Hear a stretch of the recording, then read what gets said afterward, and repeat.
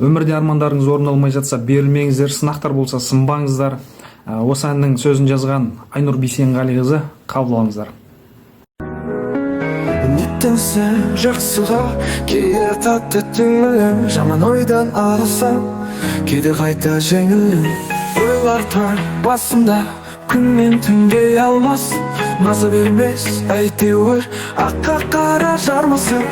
Ылысамын ойымды жақсы жаққа бұруға, қиналсам да дәл қазір оймен бақыт құруға. Сенбесе де ой санам, қайталаймын тың бастан, жетемін мен арманға, сынақтарға сын бастан.